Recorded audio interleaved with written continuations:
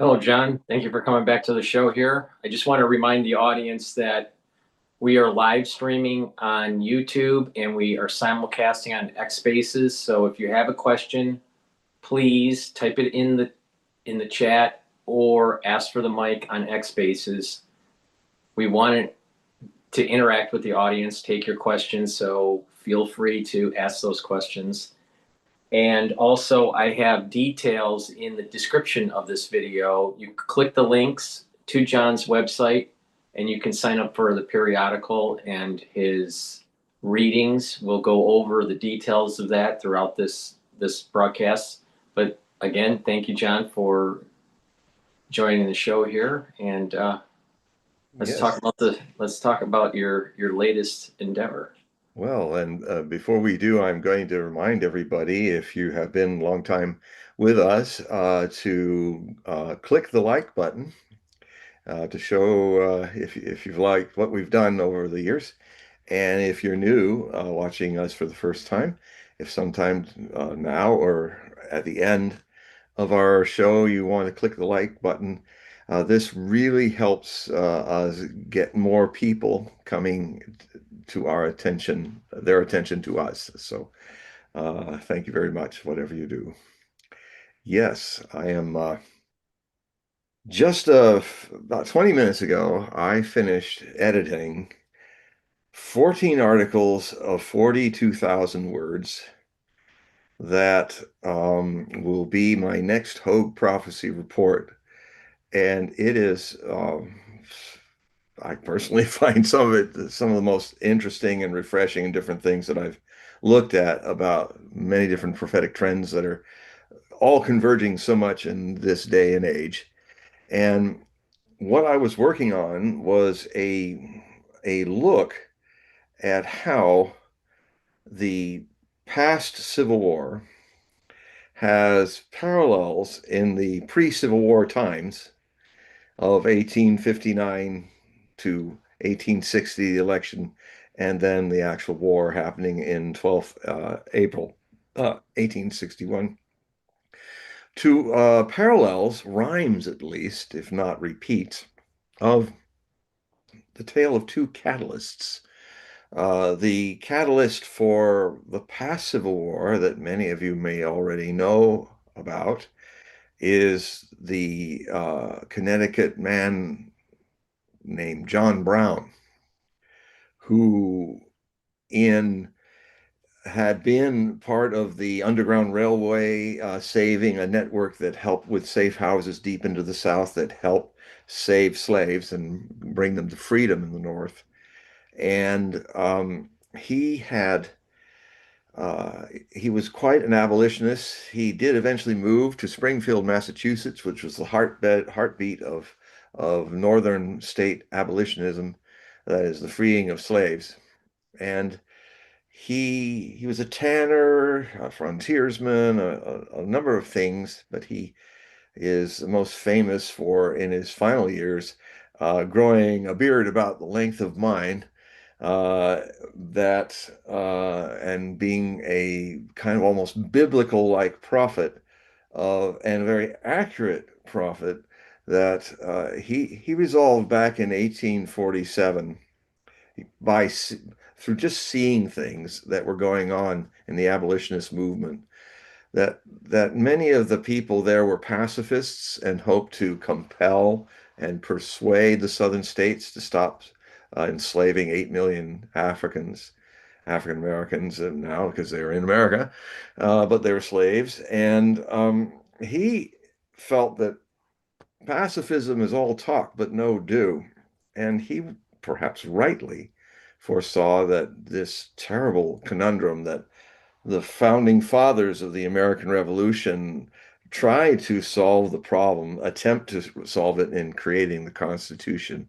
But I think sometimes it's wise when a thing cannot be worked out to put it aside for the sake of the greater nation. Let's build the United States nation and somehow deal with slavery later.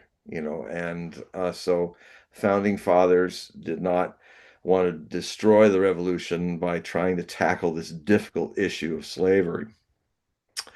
So it was kind of dealt with over the decades, but eventually it came to a point where one could actually say what John Brown said was right before before it became right.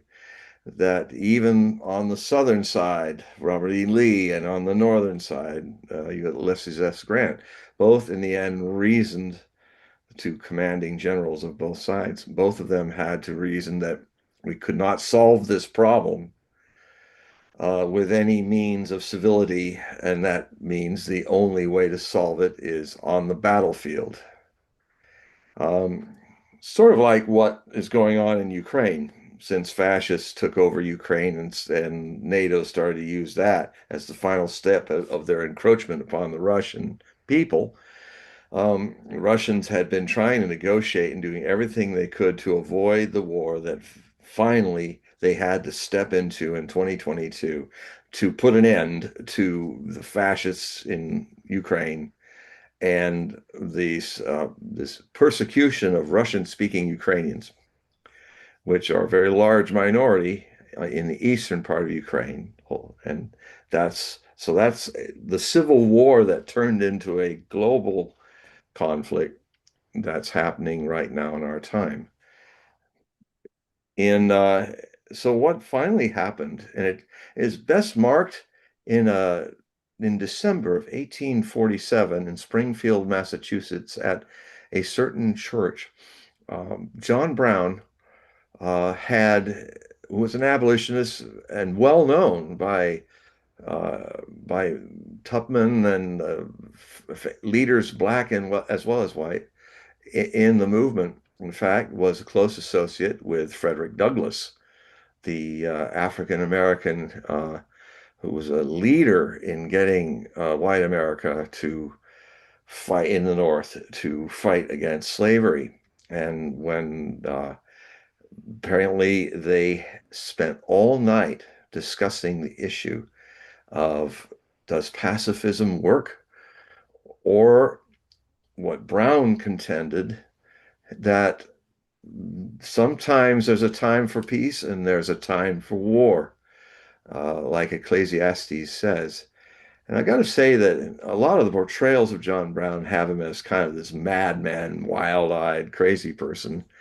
But as I studied John Brown, I found him to be a very careful, thoughtful person. And his logic dictated that it may very well be that this can only be solved through a purging of the American people biblically, like a purging through blood on shed on the battlefield to finish this issue of slavery. You can't free the slaves by asking their slave masters, can you please free these slaves? Well, no, they happen to be at the very core of our economy in southern states, so get lost. Um, and it's a very interesting issue that when it finally came to blows, um, before it came to blows, South Carolina's uh, Declaration of Independence and Secession from the South, which became modeled by and copied by all the other southern states, South Carolina being the first to secede, uh, talked about, and I've read it, it talks rightly about how the northern states were abusing the Constitution by allowing property from the South to be squirreled away and stolen and brought into the northern states. The problem with that point of view is the southern property were human beings, African slaves. And so, that crossed a moral line that the South was blinded to see. And it's quite ironic when you consider that it was a very religious time in the United States. It was a lot of people, everybody on both sides going to church, everybody on both sides. You notice, if you ever notice in photographs of the American Civil War, whether they're gray or Union officers and men and generals, they almost look like apostles from the Bible with their long flowing beards like mine. and so forth. So there was a, I often, it's a fact that Southerners and Northerners applied the Bible to reason the right to have slaves or the non-right to have slaves in the North. I mean, you've got to remember there were slaves in the Bible. Even Jesus helped a healed a Roman centurion slave, but he didn't say free the slave. In fact, even though as John Brown pointed out, there are to Frederick Douglass, he said there are statements in the Bible that show that if a man is in bonds, I am bond with him too. Um, and so that was what John Brown thought. And he also basically said, this war, we will have to use violence to end slavery. It won't be any other way. And when the dawn came, and Frederick Douglass later talked about his all-night discussion with John Brown, he said, although I continued to speak for the liberation of of of Black Americans from slavery, since that talk with John Brown, I became more and more certain that he was right, that it would end in blows in a war, and it did. So what happened is a very interesting. This happens sometimes in history, in prophecy. There was a lapse of time that if you decide, when John Brown had decided that violence, he mused upon it a long time. When he finally crossed the line and converted from pacifism to violence, was around the time he was talking to Frederick Douglass all night in the church, sometime in December 1847. So I mark that as the beginning of a time lapse for John Brown becoming the very biblical prophet of war. And he's probably the one man more than any others who became the catalyst for starting the Civil War. Just one man. And what he did then, after Douglass and him had spoken, uh, several years, 7 years or so later, he and his five sons put words of violence into practice in the Kansas Territory, which was not yet a state. There was a proto-Civil War already being waged from 1554 to 1560. I'm sorry, no, I'm so in Nostradamus. I mean 18.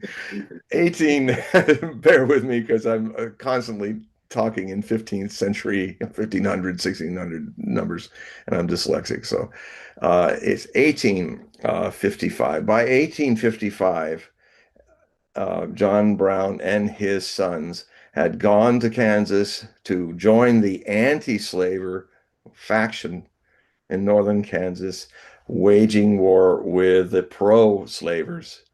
And it was a brutal guerrilla war on guerrilla war. And it's where he and his sons gained the notoriety. Of course, the law were all slavers. So, but he started the baptism of blood that this Civil War would eventually need by there was a Lawrence, Kansas, which was pro-abolitionist, had been raided by a bunch of slavers, Kansas slavers, that in the middle of the night set the town on fire while people were in their beds. And what he then did is a few weeks later, he and his sons actually crept into the houses one by one of all the five leaders of that arson raid and murdered them. I think he hung them, but so he love him or hate him, he was a man who made his made his decisions and acted upon them. So that's where he becomes a notorious outlaw for a lot of people, especially in the South. But more and more people were especially in New York and in Massachusetts, who were wealthy abolitionists, politicians, and other influencers that began to fund his work surreptitiously. Um, the so he eventually had decided on a plan he was inspired by the slave revolt that happened in Haiti, starting in 1791 and ending, I think, in 1804, where the black slaves of Haiti overthrew the French colonials in a slave war and declared their independence. It's the first time in history that any group of people that's a slave state had become a state. Of course, there was a whole lot of things about Haiti that has not really been improved since that time, I'm sorry to say. But Brown looked at that insurrection and he said, what we need to do is I need to have a band of 1,000 men and freed slaves and other men who wish to come, and we should then raid the armory at Harper's Ferry and empty it of its weapons. And along with the wagons of pikes that we've already collected, we should then start an insurrection in Virginia, because Harper's Ferry is in the slave state of Virginia, not far from Washington, D.C. And so his plan was to go into Harper's Ferry, take the town, take a lot of hostages, cram them in the back of the Harper's Ferry armory, and then make his stand. Um, they started at first to cut the wires, but it wasn't. It ended up not being 1,000 men, but just 21 men doing this. So he went with it anyway, and the they collected hostages. They broke the wires. They cut the wires in Harper's Ferry so nobody could use a telegraph to make an announcement. But he made the mistake, him and his band of men, of blocking the main road where people were coming in their wagons and saying, "Go back, don't come. Harper's Ferry is under our control." So those people turned their wagons around and rode back to the nearby town where there was a telegraph that was working. They telegraphed Washington, D.C., and then a company of U.S. Marines run by a colonel and a second lieutenant of the uh, American Army of the United States, all in blue, came on their way to Harper's Ferry. Um, Now, it gets kind of interesting at this point. When you hear about what happens next, it often sounds like some Hollywood film. And in fact, there is a Hollywood film that portrayed the raid on Harper's Ferry called The Santa Fe Trail that starred Raymond Massey as John Brown and Errol Flynn. Well, I won't tell you who he plays because it's rather intriguing. Um, and this movie was in 1940, I think, and it's MGM, Warner Brothers Studio.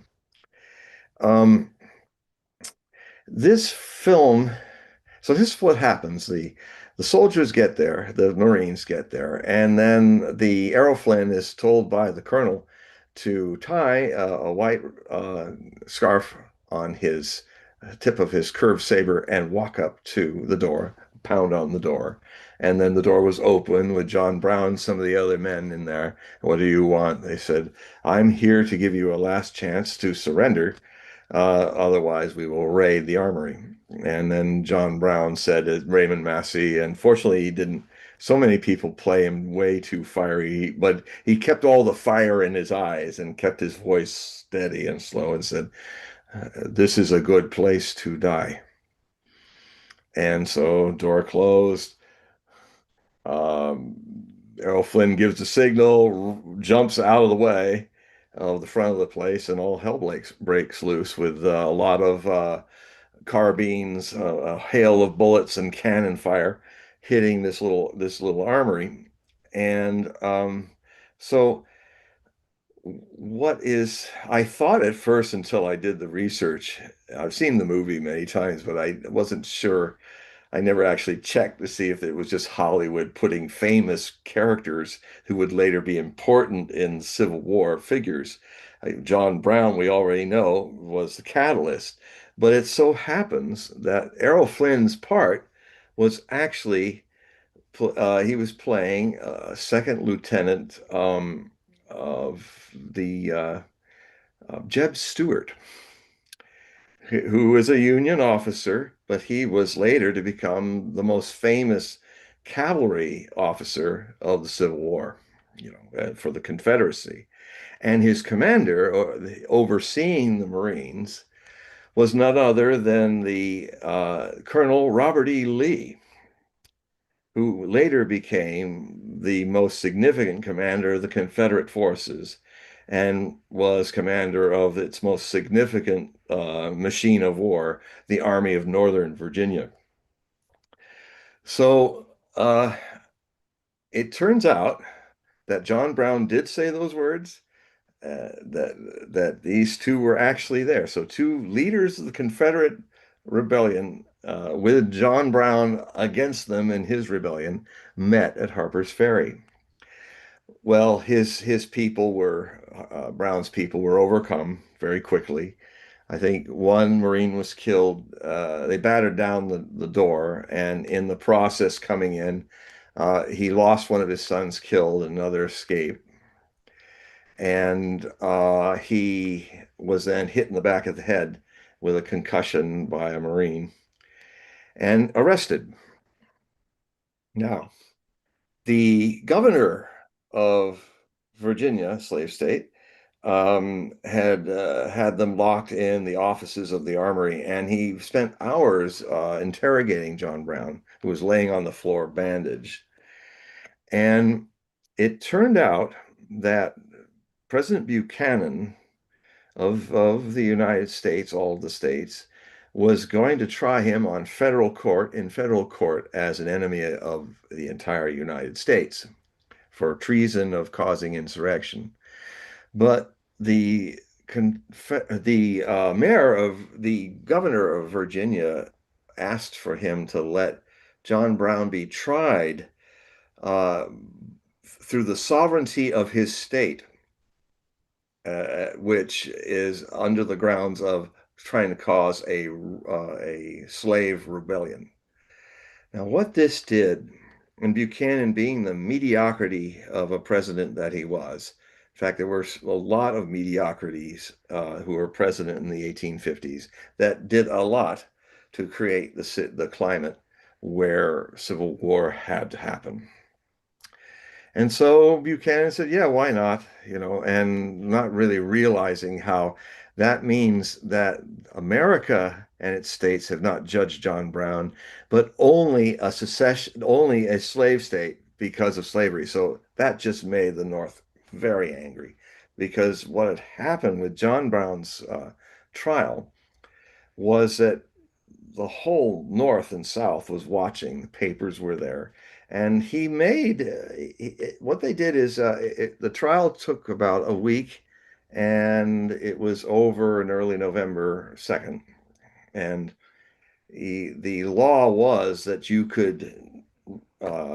don't hang anybody until a month later. So in that period of time, John Brown was constantly getting letters from all over the North, and even being interviewed, where he was publishing why he did what he did.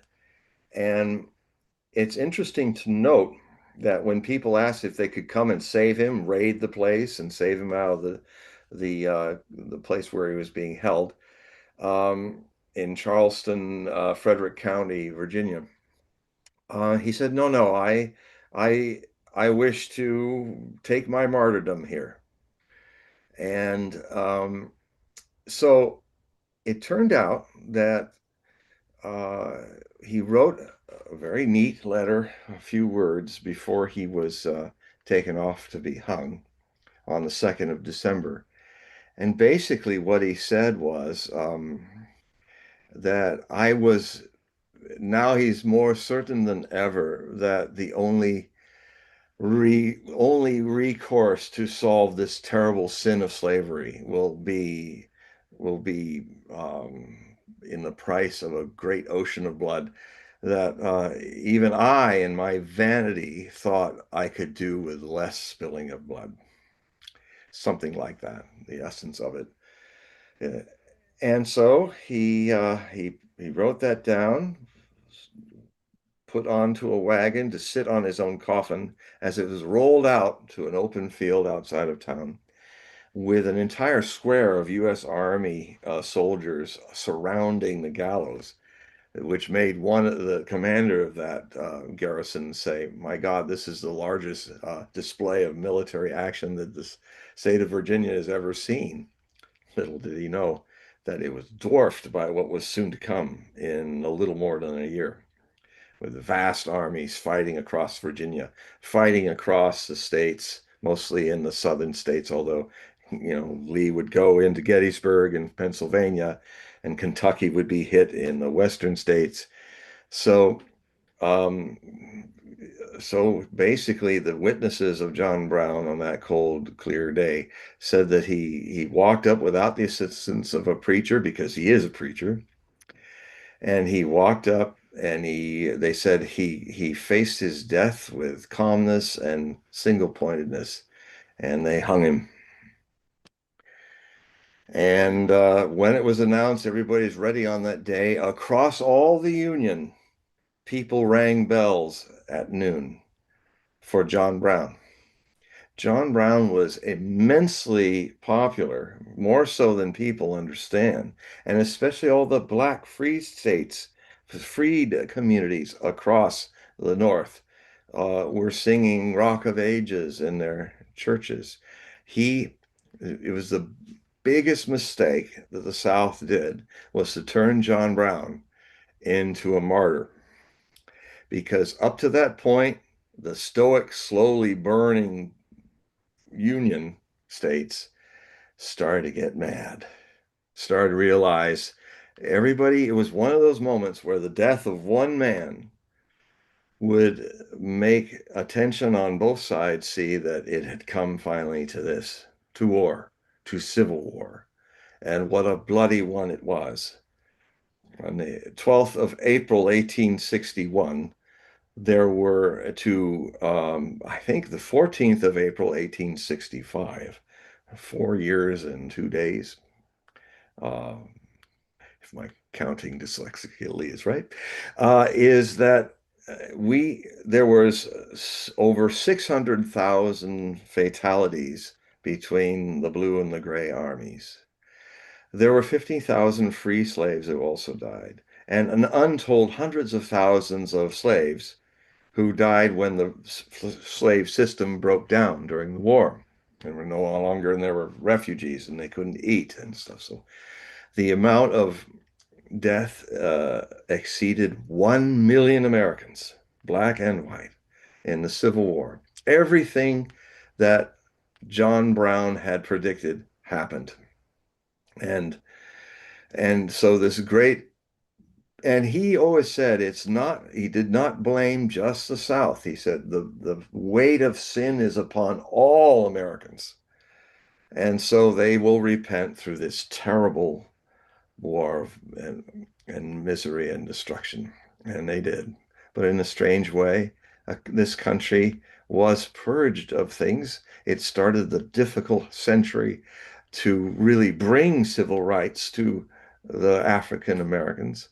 It all came from that one man on 2nd December being hung for his belief that violence must start to this thing, not pacifism, violence.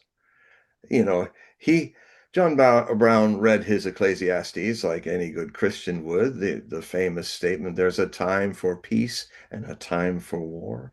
There's a time for love. There's a time for hate. There are times in our existence where war is the only solution, or as the Russians would say, when all diplomacy has failed, war becomes negotiation by any other means. Because they're quoting von Clausewitz, who was a Prussian general and great thinker on military science, one of the greatest military scientists that ever lived. And he's quoted chapter and verse by the Russian forces of arms since Tsar's times to the present, to the Soviet times to the present. So from December, we don't know the date, but from December 1847 to the to that hanging, which immediately created an unraveling followed. It was just, it took one man to kind of make people cross the line and said, here it comes. And, when that happens sometimes, it just unravels. 1860 was an election year. Um, the, the slaving states danced in the street when John Brown was dead, and it also kind of inspired them to think about leaving the Union. And that's when all these discussions happened. Now, what happened was Lincoln was definitely somebody that if he got to be president, the Southern states, they warned we'd leave because of his abolitionist tendencies. Stephen Douglas and him had their famous debate earlier before that he was a Democrat from Illinois. But what happened to the Democratic Party is that it dominated in the southern states. And when the election happened, the Democratic Party broke up into several parties and diluted itself. And of course, the Southerners were not going to vote for Lincoln, but it allowed Lincoln to win a large enough majority to become president of the United States, which therefore created and then very rapidly, all first South Carolina, then I think the Deep South states, uh, they left the Union, and at a certain point, Lincoln, newly minted president, had an audience, Lee was called to the White House to discuss Robert E. Lee being the commander in chief of Union forces. He felt like, well, politically speaking, if Lee, so well known, would still preserve the Union as a Southerner, then and it's ironic because just across the river Potomac from Washington, in fact, Lee's plantation was, he could see Washington just down the hill and across the river from his plantation near Alexandria, Virginia. So he was right on the very edge of the split. And so he was called. And unfortunately, Lincoln had made a speech that rather than stop a whole number of other states, including Virginia, from joining the Confederacy, had caused them to precipitously join. So I think if they had come together, perhaps Lee would have fought the insurrection as the commander of the Union. But when Virginia joined, he got to understand that we don't have this idea, but the 13 states that began, why is it called the United States? It's a bit like, why do they call it the European Union? Not the same, but in this one thing, very much. The states were sovereign states. And to this day, US states have a quality of being independent of the federal government more than you'll find in any other democracy. It's one of the reasons why the Electoral College, which at first, when I started looking at it, I hated it. and I wrote against it. But as I got deeper into understanding our strange country and its unique sovereignty of states, I came full circle and realized by the time of the 2016 election that we need it. It's a way that big populated states don't completely dominate all the other states. In a way, our Congress setup for the House and the Senate had tried a similar thing where the House of Representatives would be by population represented as the lower house, the pleb house, because it's modeled after the Roman Senate, the lower house of plebs, and the senators. Now, the senators were the gentry and the wealthy people of Rome, but in a way, they try to do the same thing now in the Senate. But the system was you could have representation by population in the House of Representatives, but all states, no matter how large or small, in the second body, which really allows what the lower body does, can really sees if bills and laws are passed, has to go through the Senate, which gives every state, no matter how large or small, two senators. So one protects, the lower house protects the individual populations and their influence.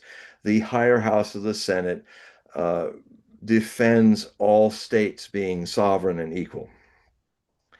So the so that's kind of that background there. Um, what is interesting to me is what happened in this ellipsing of time. John Brown, when he was basically his journey started in 1847, December, and through his death in 1859 over the Harper's Ferry incident, because there's no seamless break. I mean, his death spawned very quickly after, culminating on 12th April 1861, the American Civil War, the hot American Civil War. And so his destiny defined and evolved uh, is completed by the creation of the Civil War that purged the North and the South of slavery. And it's interesting to note that the period of time that he became the activist of violence and the violence was fulfilled was 13 years, 4 months, and 12 days from 1847 to the beginning of the American Civil War on 12th April 1861 with the bombardment of the Confederates in Charleston Harbor of Fort Sumter. And so keep that thought because now we're going to go way ahead over 160 plus years to another person who is not repeating John Brown's legacy, but he does rhyme. You know, Mark Twain is right. History doesn't repeat itself, but it rhymes. And one of the things it rhymes doing is a variation on a theme. What I apply in my essay in the second article about this of the 14 is how it's not just rhyming, it's Alice through the looking glass. Anybody who's read Lewis Carroll's Alice in Wonderland and Alice in the Looking Glass by Peter Carroll, I think he was his name. Well, Carroll was the last name. I don't think I got the first name right, but anyway, the whole thing is little Alice sees that there's something going on the other side of the mirror in her house. And she has this magical way of going through the looking glass. And what then happens is everything's in reverse fashion to what it was before. And there's a certain looking glass phenomenon that happens in our history often. I mean, one of the ways it happens is, give you an example, how the Vietnam War and many decades later, Operation Iraqi Freedom into Iraq in 2003, the others in 1964, have a lot of parallels. or a looking glass karmic echo. For instance, in 1964, there was an incident called the Gulf of Tonkin incident, where PT boats of the North Vietnamese Army of North Vietnam Navy purportedly fired upon U.S. destroyers. Um, it was what caused the Congress to put aside their constitutional obligation to not let a president get into a conflict without declaring war.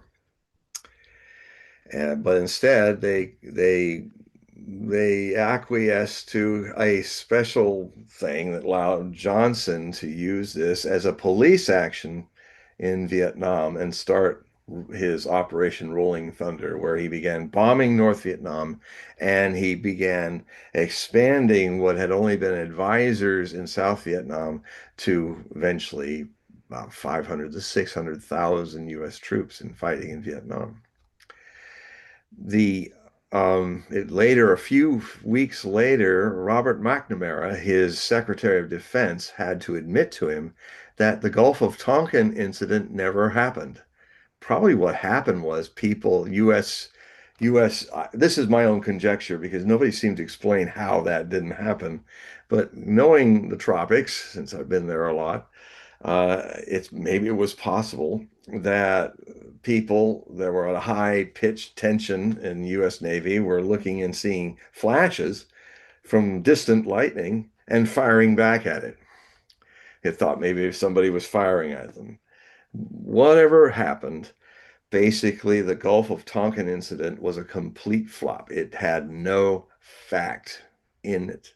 Now, move to 2003. You have in the previous year, the Senate was convened to, with the CIA of George W. Bush's presidency, young presidency. He was in the middle of his first term. And they said that we have evidence to prove that Saddam Hussein is creating weapons of mass destruction, that the weapons that were destroyed, there's more. And who knows, he could drop a bomb on Ohio someday. And even Colin Powell, to the detriment of a great man's career, flashed the vial of anthrax and said, this could be dropped in our country from the terrorists.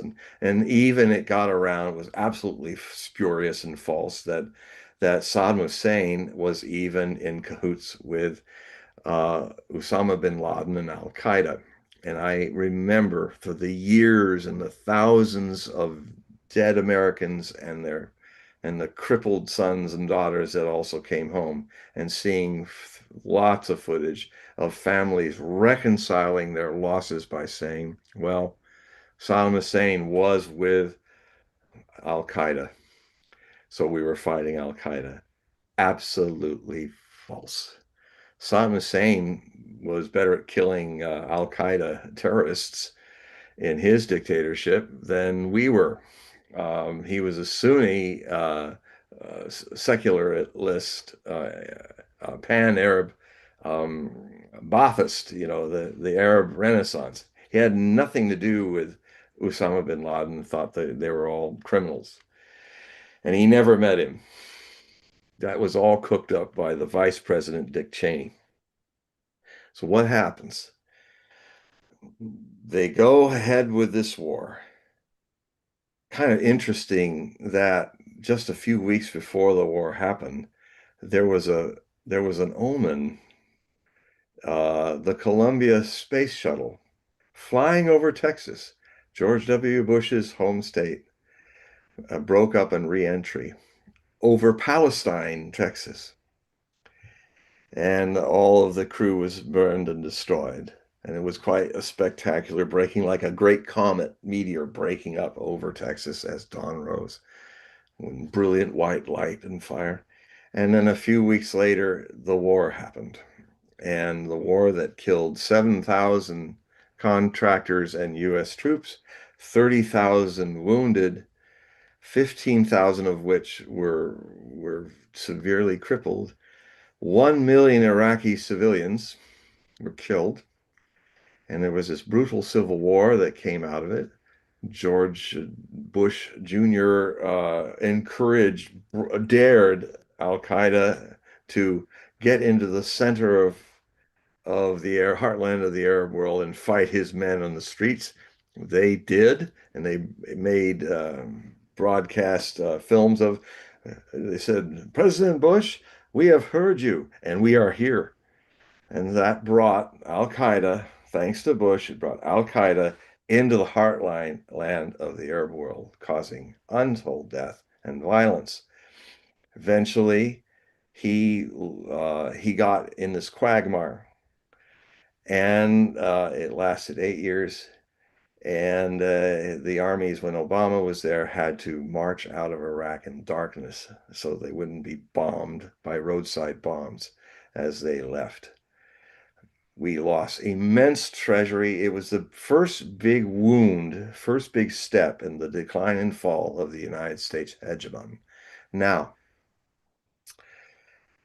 LBJ, President Johnson, Lyndon Baines Johnson, was a Texan.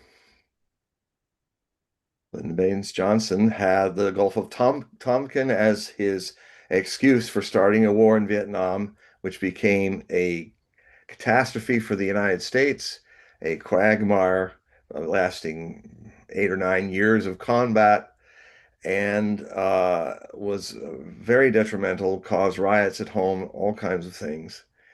And it was all based on a lie. Go ahead. And he's a Democrat, by the way. Go ahead to 2003, and you have a Republican Texan, George W. Bush, not going into a jungle to get the Americans killed, but going into a quicksand, into a desert, and having his own Vietnam, his own getting the Americans into a civil war like North and South Vietnam, now fighting Sunni and Shia Muslims in the streets of Baghdad, in the crossfire. So can you see the parallel? History does not repeat itself. It's rhyming. Two different Texas presidents, two false weapons of mass destruction. In the one case, the Gulf of Tonkin incident, on false pretexts. Wars that cost a lot of American lives and were big steps towards America losing its hegemonic forces now. So, coming back to the Civil War, you have, so we've talked about John Brown, but the catalyst, potential catalyst for a future Civil War was Charlie James Kirk, the founder, on the 5th of June 2012, when he was 18 years old, of Turning Point America.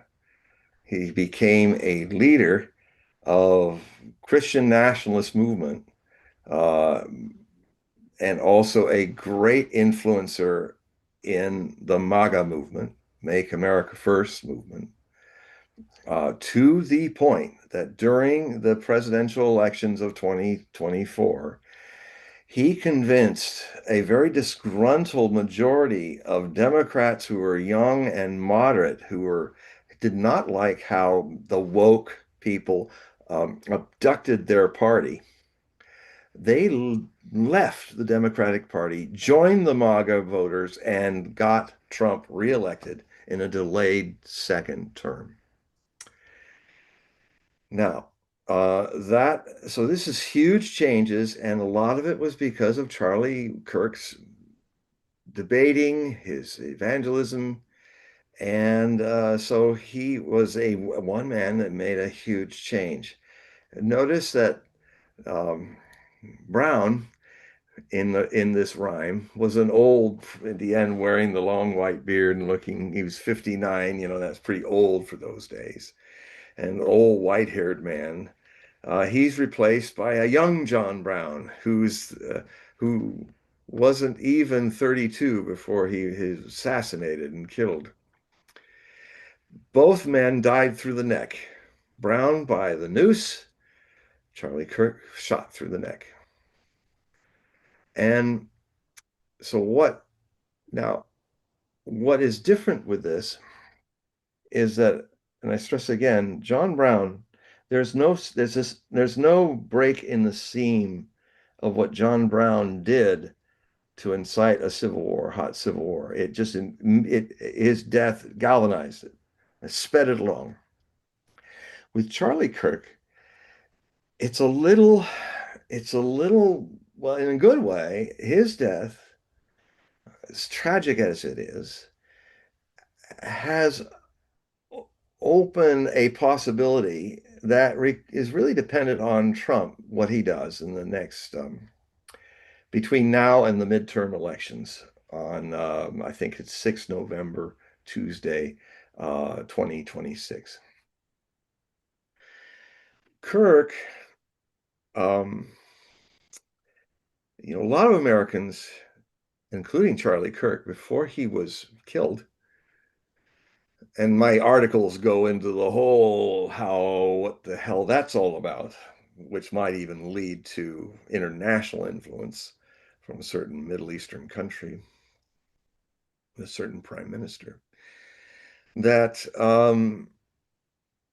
his his whole his loss was being filled by other influencers that also were friends of his that stepped up to keep the MAGA movement going, because the MAGA people and the Democrats that joined it were turning to people like Tucker Carlson, Candace Owens, and others to try to get some feeling of why, and try to pressure with love and compassion, because they love Trump, try to make him remember that they are America first, and he promised to do all these things to change things for the better.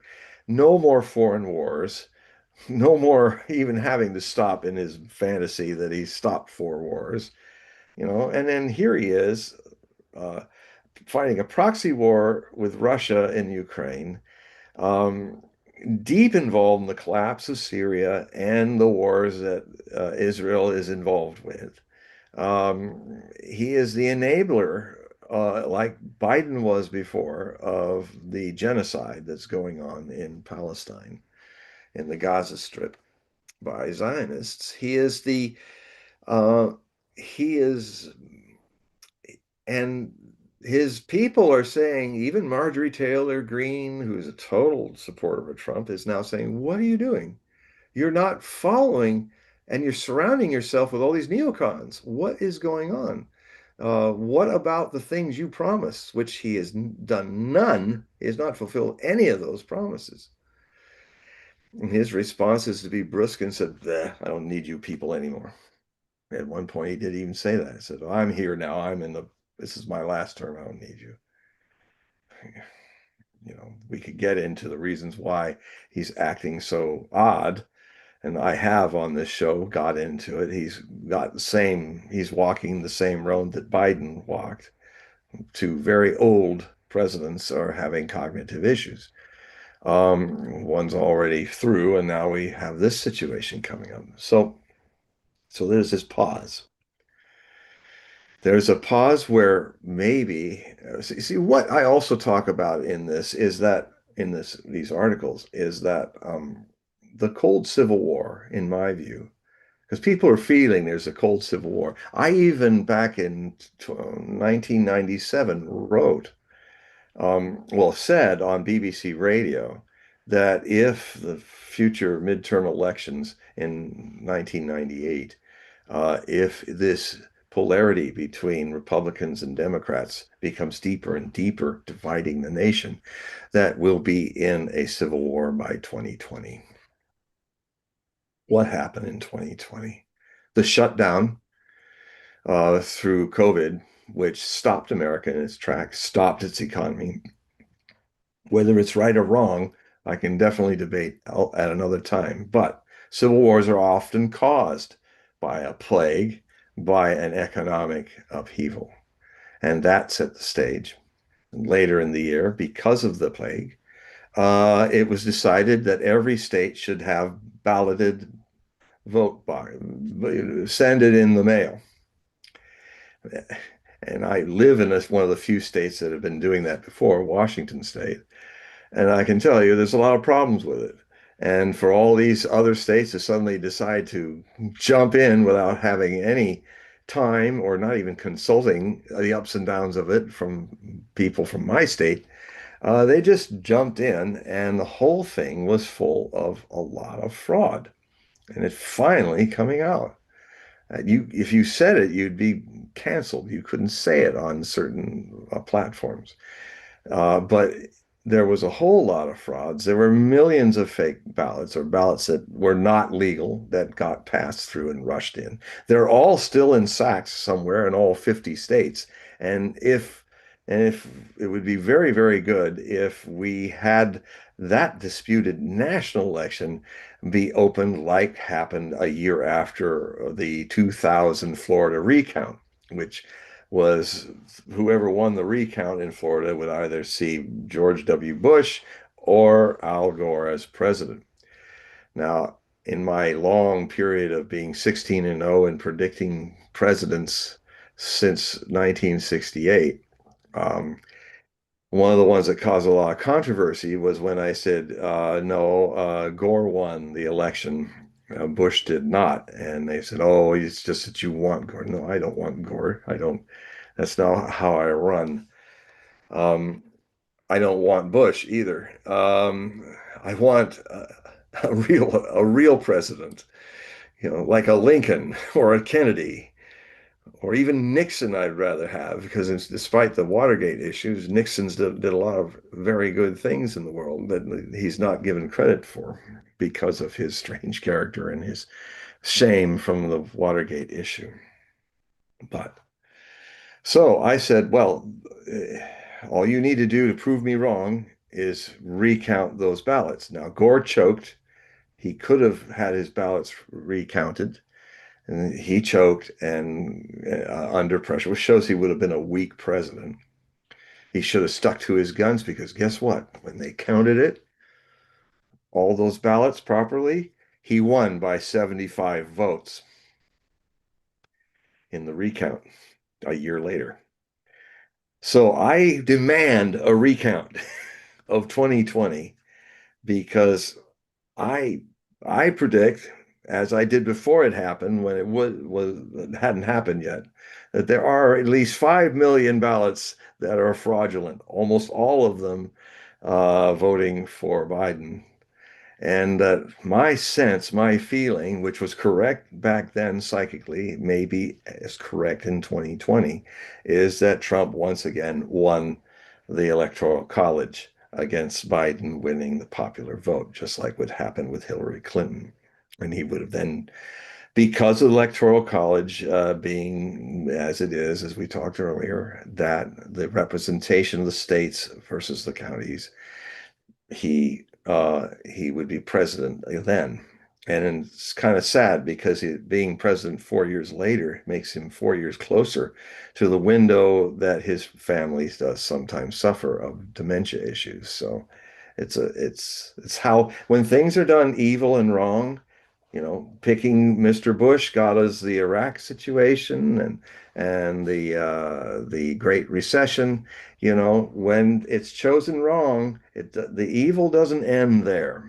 Its karmic consequences follow. An illegitimate president. We've had now two illegitimate presidents in this new century, for 8 years for one and 4 years for the other. And the last one almost got us into a world war with Russia. We're not out of that danger yet. So anyway, so what happened with Charlie Kirk is that he his his process, it started in, let's see, where are we? Yes. Now his trajectory ended up being to his assassination and death, uh, really ends the comparison. Um, it started with his epige his rise to being this mover and shaker of American politics, starting with 5th June 2012, when he, at 18, founded TPUSA, Turning Point USA. If there's one man that had more influence in getting Trump voted into office in his second term, it's Charlie Kirk. And his death now has opened up a potential opening window that um, could still see us avoid this cold civil war that we've been in since 2020 from happening uh, sometime after going hot, sometime after the midterms. So keep this in mind. The period I said of John Brown's rise and the ultimate consequence of the Civil War was 13 years, 4 months, and 12 days. Charlie Kirk is out of this picture, and it's us to decide whether this goes into a civil war, because his period was 5 June 2012, starting the TPUSA, that ended on 10th September 2025 through being assassinated. That period of time is 13 years, 3 months, and 5 days. So 14 years, 4 months, and 12 days for Brown. 13 years, 3 months, and 5 days for Kirk. It's kind of an interesting parallel there. Very rare. So what then will happen? Kirk is gone. Will Trump take up actions that would cause, will he continue to follow his cabinet of neocons and ignore all the things he promised his people that he would fulfill, and get more and more lost in forever wars? Will he do that? Well, if he does, what could happen is by November of 2026, when the midterm elections happen, if he continues to alienate, it's very possible that the MAGA people and the Democrats that also voted along with the MAGA people to make him president will, in the midterms, sit on their votes. And if that happens, then a small majority, not anything close to what do they call it? Not anything close to a 16% or more people voting beyond, a proof that the majority spoke, but a minority that wins because the other people didn't vote, which often happens in midterms, but in this coming midterm could really be a record-breaking low turnout for a completely disgusted MAGA and red conservative American base. And so what you then have is you then have, if we go back to Biden's was a big step in 2020. His presidency started to use lawfare, and with the control of the Democratic Party by extreme woke people, just controlled the party, be radicalizing it. And this is where we started to see where they were trying to stop Trump through lawfare, through banana republic moves, through the misuse of the third tier of the United States government, the judicial system. You have the Congress and the executive branch. These are the three tiers, the three checking balances of each other that the founding fathers of our country created in the U.S. Constitution. They started to misuse where, this idea. So what then happened is it really galvanized a lot of people to vote for Trump as well. That is what also made a lot of people leave the Democratic Party. And because Biden was not compos mentis to really even run, and the person that was replacing him kind of in a coup, a White House coup, Kamala Harris, was a rather cackling fool. And her choice for vice president was a piece of a piece of cuckoo. from Minnesota. Um, and I must say, I agree with him on one thing. He said, sometimes I'm a knucklehead. I just disagree. I think you're always a knucklehead.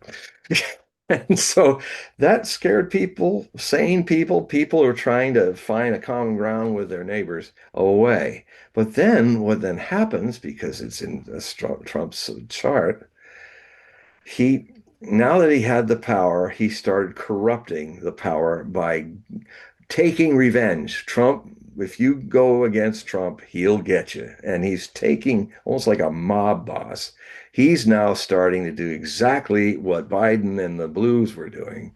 His red government is red Republican is going seeing red and it's starting to use lawfare.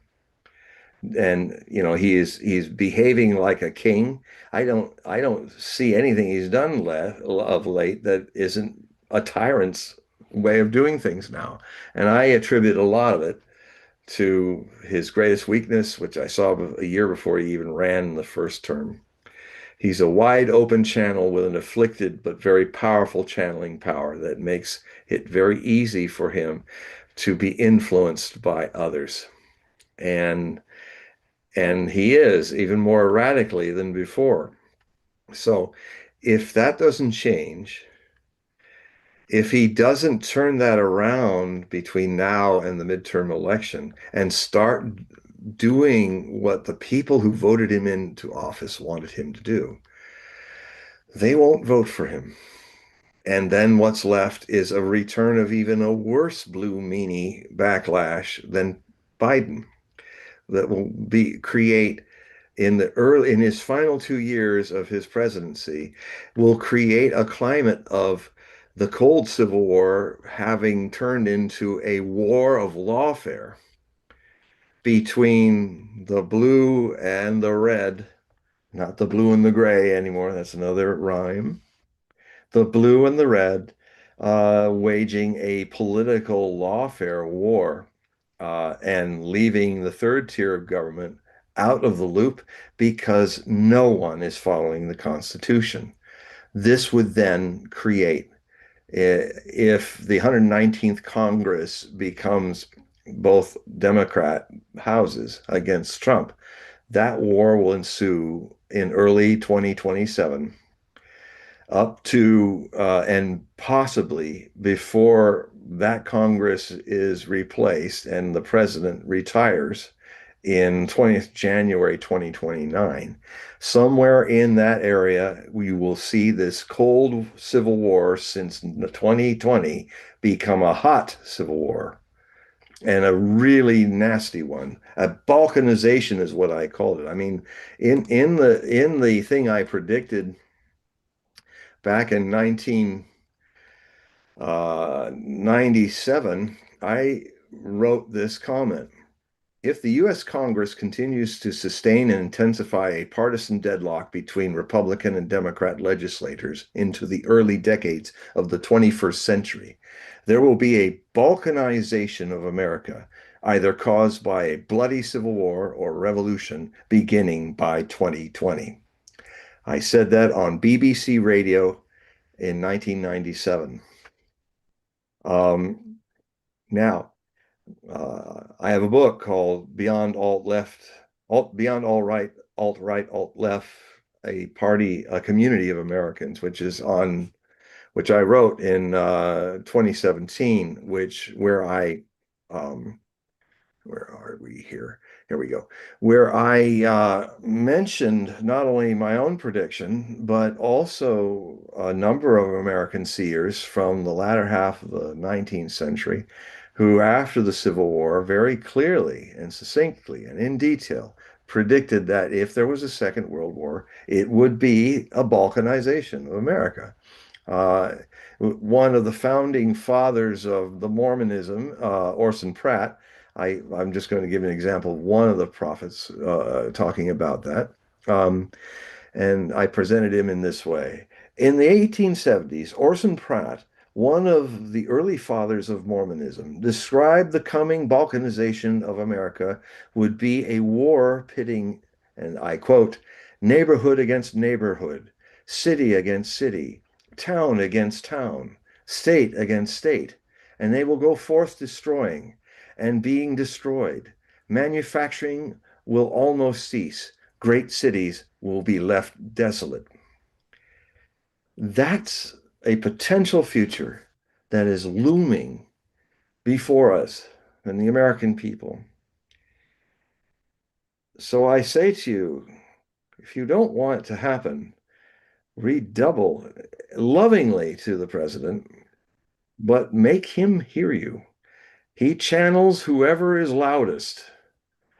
Make him come back to channel what he promised you, why you voted for him, Democrats and Republicans.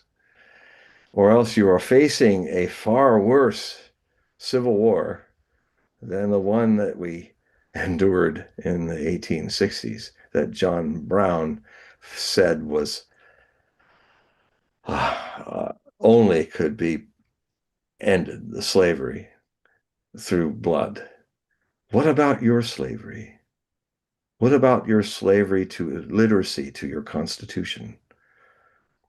How many of you have read your Constitution, if you are Americans? Do you not think it's the very responsibility of a citizen of this country that you read this 4,000 plus word document and know your rights and know, therefore, how they are not being followed?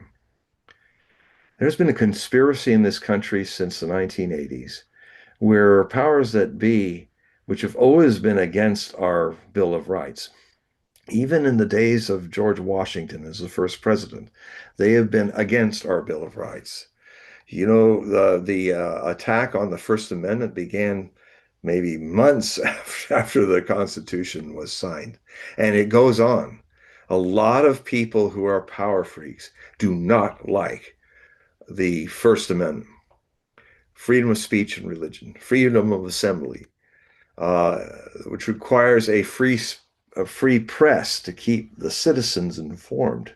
They're against the Second Amendment, which I think is quite radical in any constitution that's been made, because it basically gave the right, it can be interpreted that it gave the right for the people to rise up in arms to overthrow a government that is not fulfilling this constitution.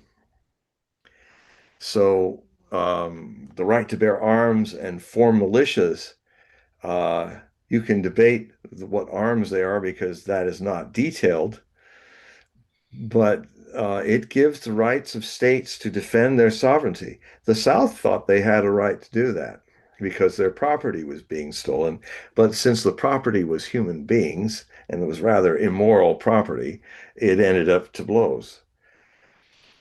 If this civil war happens, it's because the American people have succumbed to a long, slow process of pulling civics classes out of all of your schools. Because what they learn from the post-war period into the 60s and 70s is that people, high school kids, couldn't get a diploma unless they had civics class. And that means kids who were African Americans in the 50s, they knew their civil rights because they had civics classes. That is why Martin Luther King was able to advance, because he was not alone. He had a whole literate population of African Americans who knew their rights. That is why the complete abuse of Congress not declaring war in Vietnam, making it some kind of quasi something, but not what the Constitution says. Only the Congress can vote whether we go to war or not the president. That's the checks and balances. The Congress, so the people that burnt their draft cards when I was growing up during the Vietnam years, they were actually legally right to do that because the draft board and its government was committing an illegal act, sending them to war. And back then, it was through a draft. So you didn't choose to volunteer to the armed forces. Everybody had to serve in the draft. And if you were drafted, you had two choices. You could be a volunteer and join the Navy, the Marines, and the Air Force. But you're going in.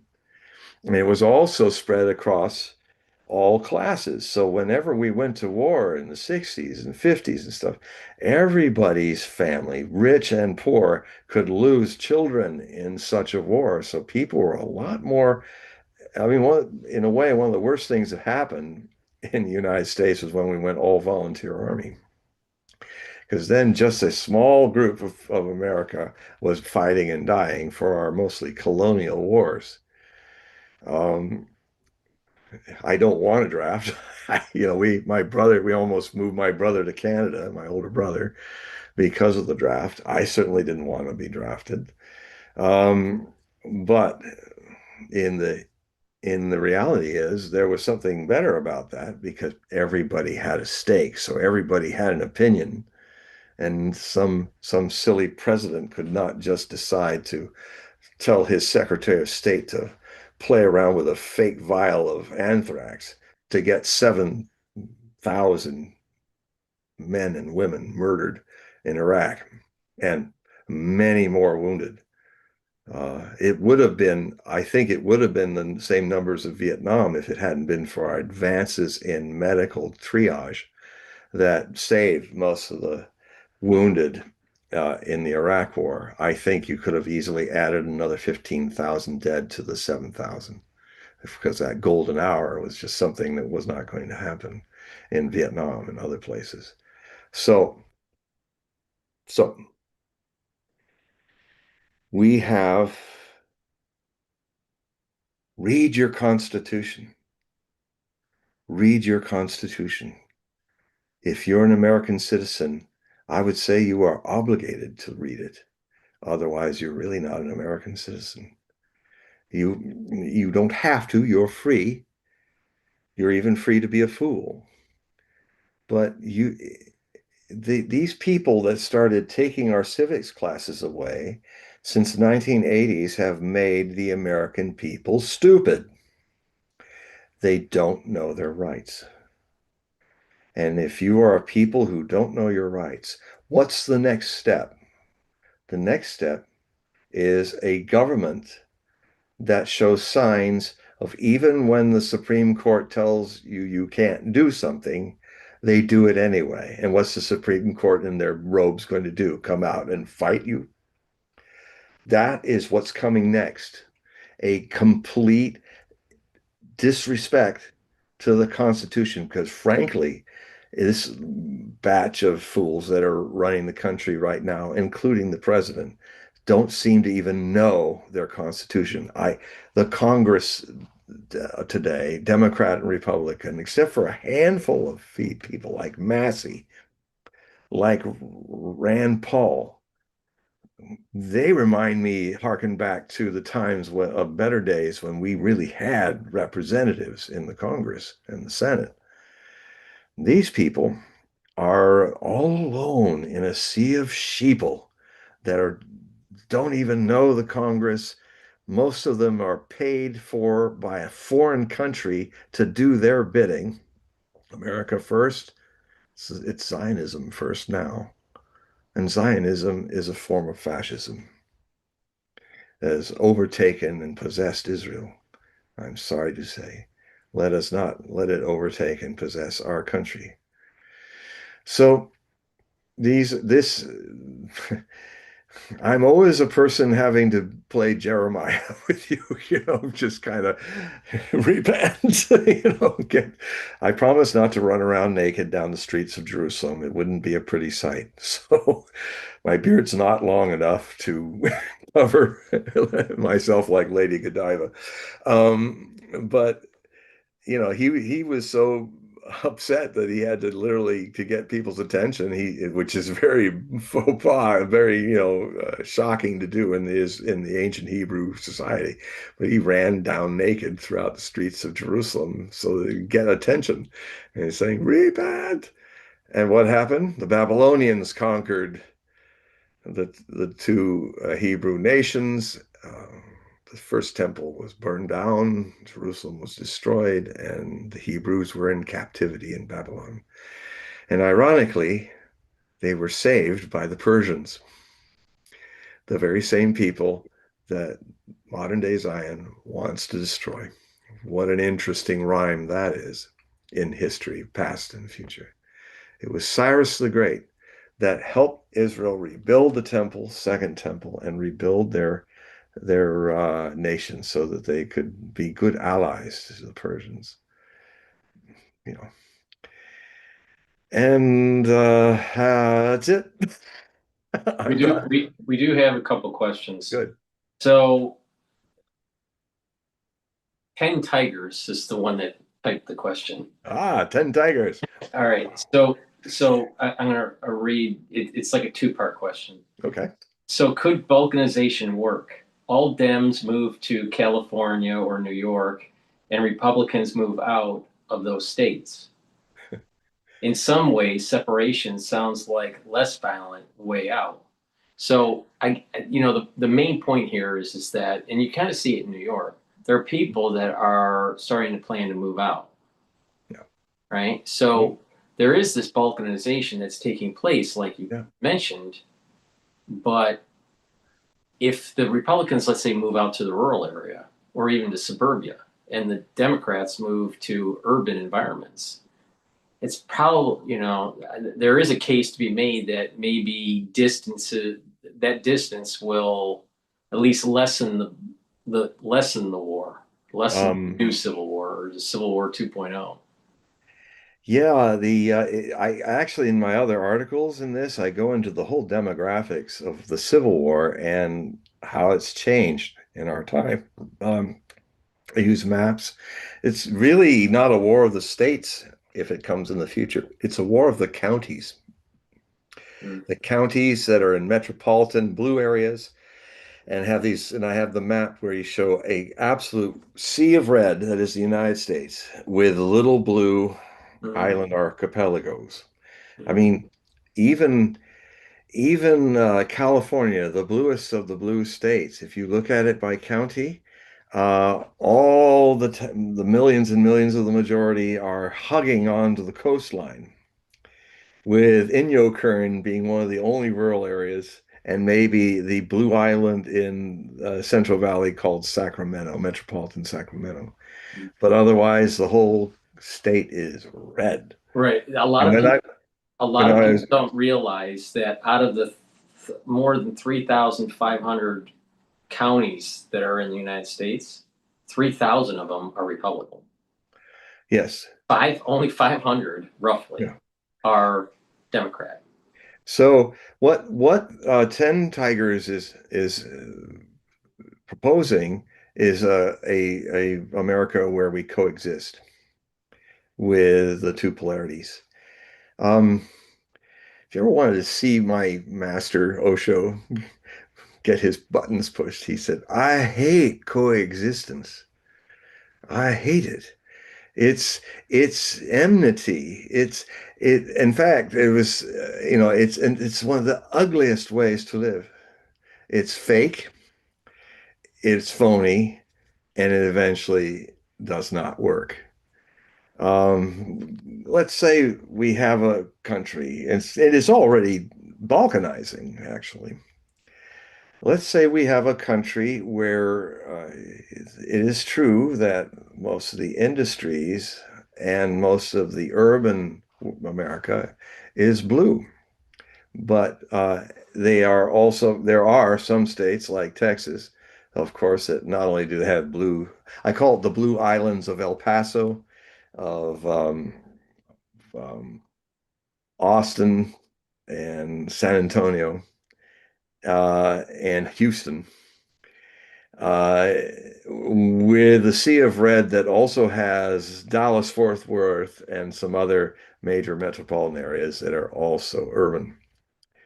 So in a way, Texas would be the kind of most powerful state in the ruralist America, and the bluest America would be urban.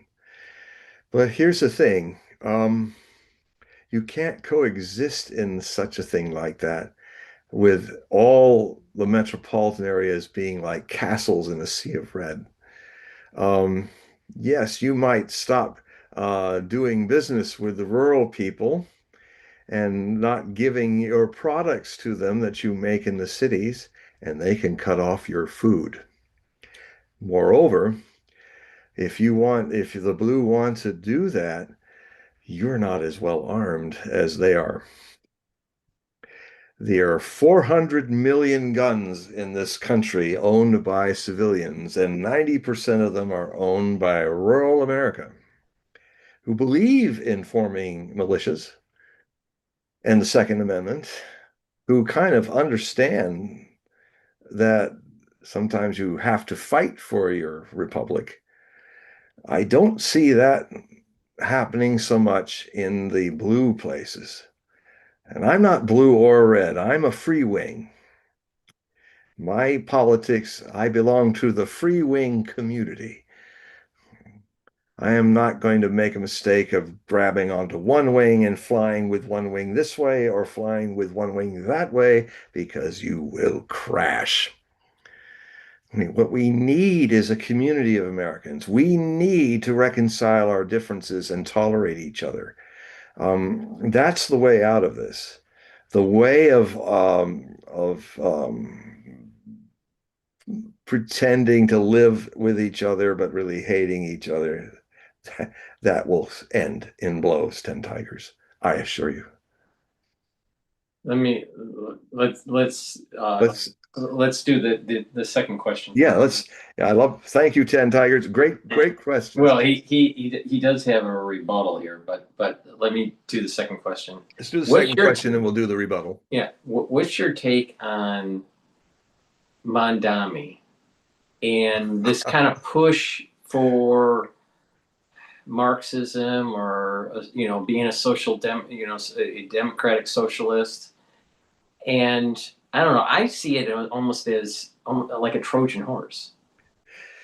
Yeah, I have a problem with that too. You know, what was it? What was the way that it happened in the conversion of people and the expansion of the Muslim Right. religion, that after Muhammad, it expanded all across the Arab world, the Persian world, North Africa, up into Spain. And I mean, in a way, that it was while we were in mud huts in the Dark Ages, it because of the common tongue and a lot of commonality that gave to this vast area, it was a golden age. It was the Arab Renaissance, the Ba'ath, the Ba'ath. It's what the Ba'athists like Saddam Hussein and Hafiz Assad of Syria were trying to actually unite with Nasser and others to create the Ba'ath, the Renaissance in Arabic. But also, there were instances where people came and then once they had power, declared a caliphate in a country that had somebody come in. So that's the kind of Trojan horse I wonder about, being that uh, it's interesting that you can say there are a lot of things in Islam that is about social justice and socialism, uh, but with a theistic side to it. I mean, I've lived in a lot of places in India and stuff amongst Muslims and Hindus and other people, so it's like the problem I have with Charlie Kirk listing all. I think we did talk about this last time, where he listed all the things that he wanted in his community, and they were basically things anybody would want. No lawlessness. Your kids go to school, they learn, they're not suppressed, and you can worship the religion you wish to worship. And then suddenly he went off the deep end. He was a young man. He reminds me in his debating a lot of myself when I was 31. And he said, and then I don't want to hear any muezzin, anybody reciting the five prayers echoing in my neighborhood. And I'm saying, well, and I would have applied, and actually, in a lot of these articles, I look at all the famous moments in video where somebody got dismantled by Charlie Kirk, and I fictionally put myself as the next person to answer what he said. The fact that, a lot of people thought that he was Socratic in his debate skills. No, he wasn't. He was sophist. He was the very reason why Socrates would be very loving and tolerant and just ask questions, and through gentle but inquiry, show the person where perhaps they're following false premises.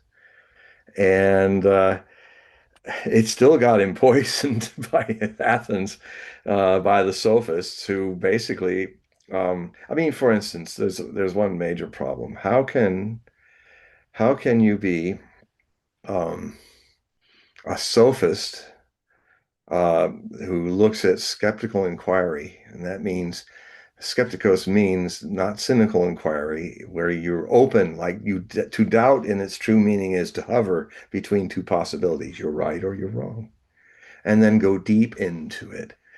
It's not to come in where, well, I think that's wrong or I think that's right and I'll defend it. No, that's bias. You're already biased. But the problem that I would have started off with, Charlie, would be that what is belief? Faith is belief.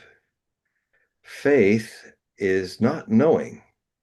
Faith is trusting that this is true. And then what will happen is, if Kirk made the mistake a lot of people I've debated on this have made, he says, well, I know Christ is risen. I know. I said, no, you don't. You do not conflate faith with knowing, because if you understand the English language, they do not meet. Faith is a qualified ignorance. Knowing is when you know it is true or not from your own experience. You know, so I have a whole lot of things like that where I kind of put myself into, excuse me, let's continue this debate after you destroyed this person.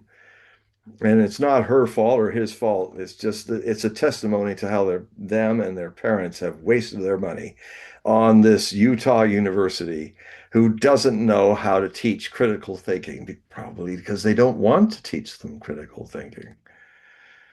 Because then they're not such malleable cogs in the descent of this country into fascism.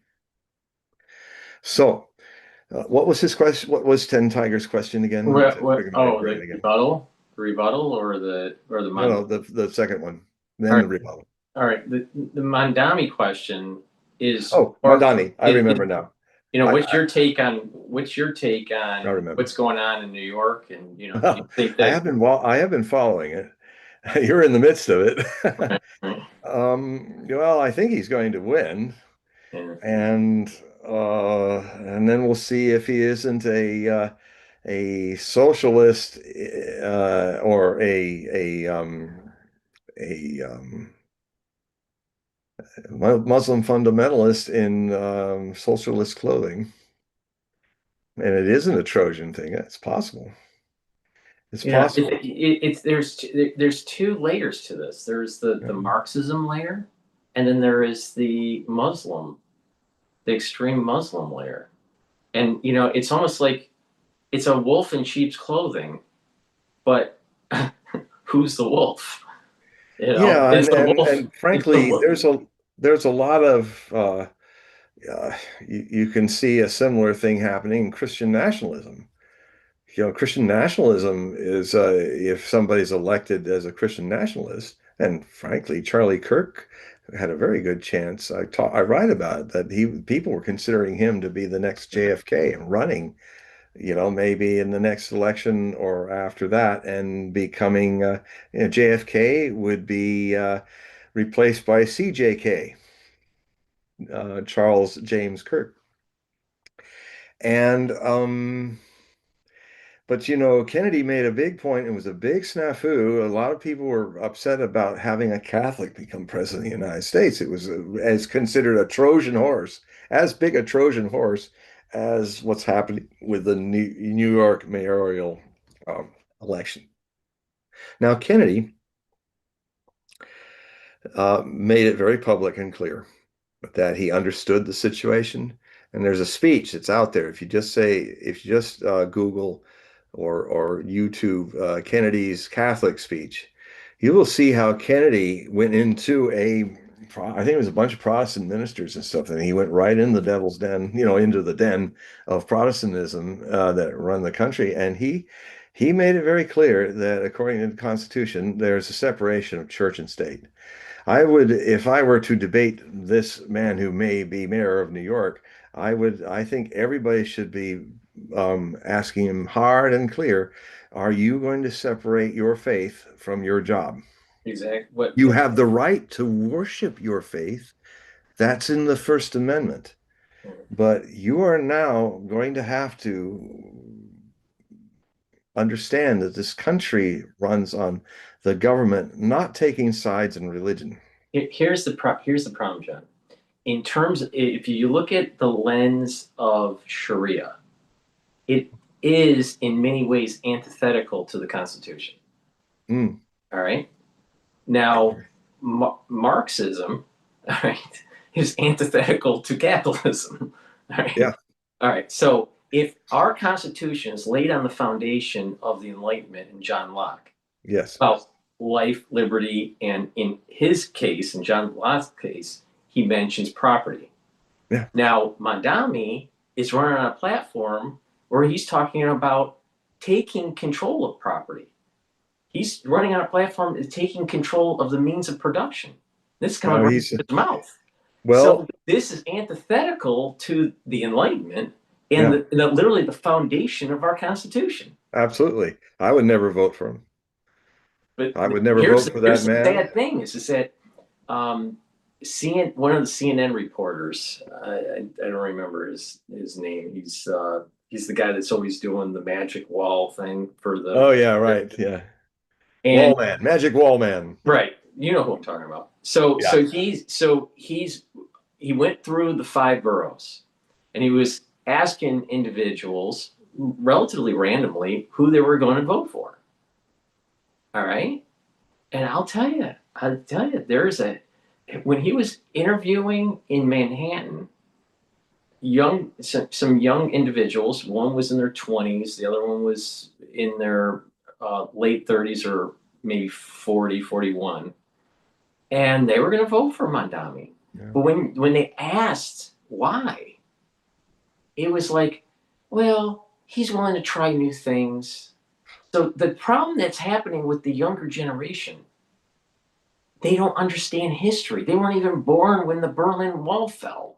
They have no idea that the great experiment of capitalism on the West Side, of Europe after World War II, during the Cold War, and Eastern Europe, Yeah.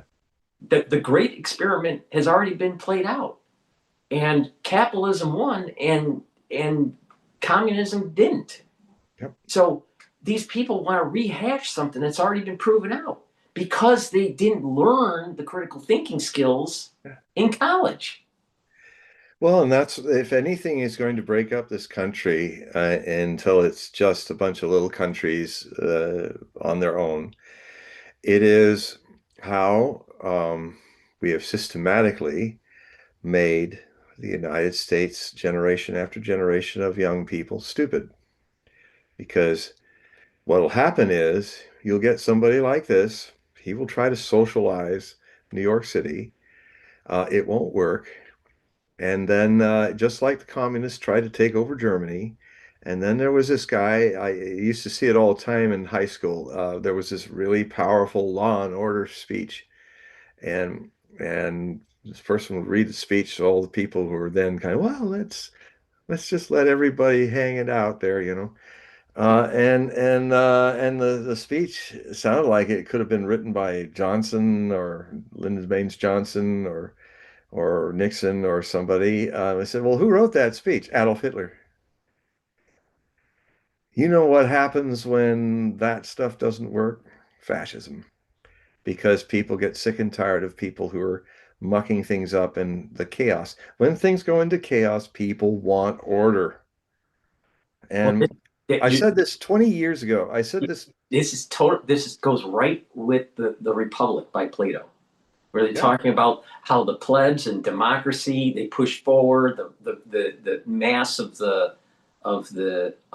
lower class is pushing for policies that they don't even realize will destroy their society, and then all of a sudden a tyrant comes in. Yeah. That's what happened to the Greek experiment of democracy. Pericles, Yeah. became the dictator because, frankly, he, you know, if you don't have order, if you don't have some kind of civil scene, you force it. You have to. You know, I'm not against emergency rule, but I'm against emergency rule being anything more but just temporary during the emergency and not ongoing. The Romans had, which our government is modeled after, not the Athenians. That only lasted 40 years. Rome lasted thousands of years. And a lot of it, unfortunately, was imperial and all that. But the Roman Republic actually lasted longer before it became an empire. It actually outdates any democracies by hundreds and hundreds of years. And they had, when there was an emergency situation where democracy cannot work, where all the chiefs want to run the show, you have to pick one chief amongst you. And you have to pick, hopefully, somebody who, when given ultimate power for a temporary period of time to clean things up, which includes power of law of life and death, you have a temporary dictator, triumvir, who runs the show. And you can only just hope that you've picked the wisest among you who will not be stirred by power to hold on to the fascists. That's the twigs in the hatchet. That is the symbol that they carried of Roman state. Um, that's where we get the word fascist from. And the fascist is given to Cincinnatus during a early period of, I think, around 700 or 600 BC, when Rome was really young, and it only Latium and the city itself was Rome, just a little neighborhood around there, and they were being beset by an Italian tribal army, which destroyed their army. And so the Senate couldn't come to a quorum, they couldn't come to a result, so they went to the nuclear option. They said, all right, then we have to pick one among us who, for a period of 6 months, will have ultimate power over us, and we must obey whatever he does to end this threat of the Italians tribes coming in and destroying us. We have to form an army now, and we can't have any people arguing, oh, we gotta do it this way. No, if you keep arguing, you're hung. It's like so we gotta pick a person who can do this, somebody who's been a general, somebody who is part of our brothers in the Senate, who understands our balance of res publica, of a nation of laws, and don't go against the laws, but put them at abeyance until we kill this threat.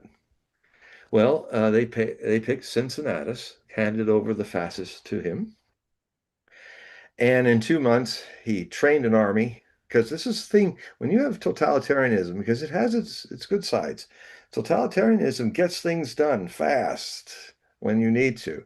If democracy is and you got an enemy coming in, you need to drop the democracy for a while and appoint a dictator who has ultimate power over you. But the point is that he fixes the problem. So I'm for anything in the moment that is when it's necessary to use. I can be a totalitarian when it's necessary. I can be a democrat of democracy when it's necessary. Um, I used to say back in the mid 90s, and maybe some of you are as old as me now and hearing me now again, because I remember when where these people were, oh, we're all for democracy and we would never do those kind of things. And I said, you wait until the 2020s. You wait. When the situation is such, I predict that you and many of you who can imagine that you would support totalitarianism, you'll be the first. You'll be the first to seek fascist law and order. And because so I unfortunately, I think This is a Democratic guy that's coming in there. The people who try to say that they're not as fascist as the Republicans, but look what's happening. Well, this kind So of does. anyway, Cincinnatus. So just to finish the Cincinnatus thing, Cincinnatus had to he in 2 months won the war and everything. The emergency was over. So the Senate convened, and he was standing there with the fascists before the Senate and holding it, cradling it in his arms. And they said, "Well, Cincinnatus, Senator Cincinnatus, the legally you can remain for 4 months. Our tyrant, our dictator. What do you say?" And he stepped up and handed the fascist back to the chief of the Senate and said, "The emergency's over. I no longer need to be a dictator. Let us restore the republic and let me go back to my plow and making my wine." And they picked him again in another revolt, an army revolt. A second time, he got the same power and he gave it back. If fascism must be used in totalitarianism must be used, pray that we have such men and women that will use it totally until it's done and restore democracy.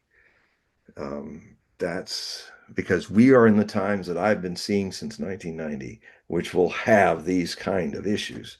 In fact, we're entering the rest of the century that is going to have these kind of issues with all the challenges that are ahead of us, least of which is well, least of which we think is climate change. It is coming. And it is, I know a lot of people groaning right now, but mark my words, my argument for all of you who are groaning right now is the next 20 years of your life. You'll know then that it's come. It's a creeping disaster. And human beings are marvelous in dealing with big disasters right in front of them. They, like a war, and they all get together and they solve it. But this thing is creeping on us like cancer. And when it's finally, all of its tumors are out, you will have to make changes and deal with and tolerate things and have emergency rules from here to there like you've never seen before for the very survival of our species. Do you think that the creeping that you're talking about is a known, or do you think it's more of an unknown? You said the creeping, the The creeping of this. creepingness of this event. Do you think it's a known, or an unknown? It's only the only difference is people that have their head up their bum. People who put their head in the sand. They are trying, and it's unconscious, but if they had a little more awareness, if they practice a self-observant life, they would see the motivation there. The known, and the unknown. The unknown is the denial of the known that's coming. I know from my own life of being a meditator, watching myself. It is denial. It is the fear of having to change people, and it's all unconscious. If when you start to look inside and see how many unconscious roots there are to your habits, that changes you. That's why I preach so often that the science of self-observation is very much important for human beings to learn, is what I teach, because we're entering a time where we have AI to deal with. I mean, what's the known and the unknown about AI? That AI, if you do not remain the master and AI your slave, if you dream of making like God, in your view, a creation in your own image, remember what happened to Dr. Frankenstein with the Frankenstein monster. It killed him. AI is one of the biggest knowns and unknowns. Most people are not wanting to know where this is going. And I'm here to remind you that your unknowns are just you looking the other way, hoping, whistling in your cemetery that it's not going to pounce upon you. So, what's his rebuttal? Okay, well, he's typed a lot. Oh, He has good. typed a lot. So the last thing that he typed in, don't you think that if George Washington saw us as we are today, he would have said, "Yep, I'll be king"? 10 I tigers, that's a great question. well, I Um, yeah. Go ahead. and I also love that you put a little humor into it because humor is very important, even for very scary things. Because if you can't laugh at doomsday, what can you laugh at? So, yeah, well, I think the answer to that is what this little story that after all the years of struggle to create the Constitution, and when they created it in Philadelphia, a weary Washington was crossing the dirt street in downtown Philadelphia from the hall where it all happened, the fights and struggles to create it. And a lady, just a everyday citizen, asked him, a stranger, said, "Well, do we have a country?" And he said, "We have given you a republic, and hopefully you can sustain it." I think Washington uh, dealt with this problem a lot. There was some point towards the end of the revolution where Philadelphia was not giving funds to it was so bad for logistics that the army of the Continental Army was ready to actually rebel, march on Philadelphia and take over the government. It was that bad. And so all of his officers were gathering, and because he wanted to talk to them, and they were ready to convince him to be that king that 10 Tiger is talking about.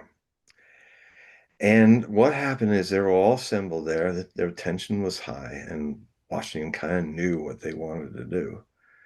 And he got up to the podium to speak to them.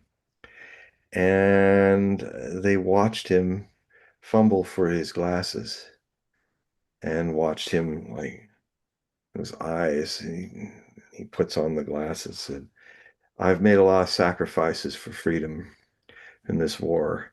I've I've aged. I'd sacrifice everything for this republic to come." And they kind of felt ashamed, and they realized, no, we just tuck our heads down and keep going. Democracy is messy. It's supposed to be messy. Uh, Dictatorships are clean. The trains run on time. The death camps get their quotas of gas chamber people. It's very efficient.